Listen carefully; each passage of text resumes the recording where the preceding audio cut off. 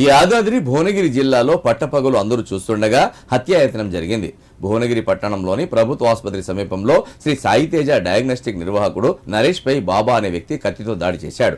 దాడి సమయంలో నరేష్ అక్కడి నుండి ప్రాణాలు కాపాడుకోవడానికి తప్పించుకొని పరిగెత్తాడు. గాయాలపాలైన నరేష్ ను పోలీసులు ప్రభుత్వ ఆసుపత్రికి తరలించారు. ఈ దాడిలో నరేష్ కి చెవి, చేతి భాగాలపై తీవ్ర గాయాలయ్యాయి. బాధితుడు నరేష్ మాట్లాడాడు.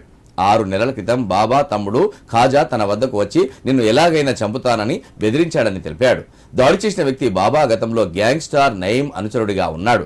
బాబాపై గతంలో పలు కేసులు ఉన్నట్లు పోలీసులు తెలిపారు.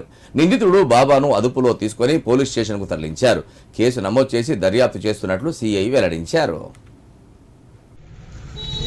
సాయంత్రం అంబులెన్స్ బాబా అన్న నీతో పనుంది మాట్లాడాలి అన్న.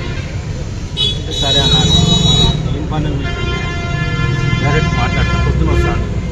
సరే రాని మా ఊరిలో వచ్చారు. హైదరాబాద్ కళ్ళ ఆపరేషన్ ఉంది. బయట మన మెడికల్ షాప్ ముందే నిలబడ్డా. వాళ్ళతో మాట్లాడుతుంటే కొబ్బరికొండలో నరికి కట్టి తీసుకొని వచ్చి ఇంకా నుంచి నరుకుతూనే ఉండేది. మూడు ఎట్ల అయితే నరికి ఎందుకు ఏంది అనేది మరి అతను ఎవరైనా పంపించిరా మరి ఆయనకి నాకు ఎలాంటిది ఏం లేదు.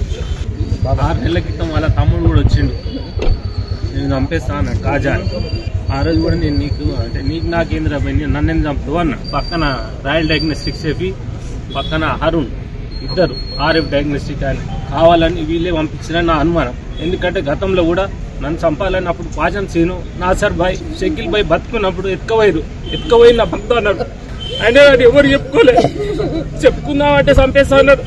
ఇప్పుడు వచ్చి చంపడానికి వస్తే నేను వెనక తిరిగి మాట్లాడుతున్నా. వచ్చిన నడుపుతూనే ఉండు అని ఇష్టం ఉన్నట్టు.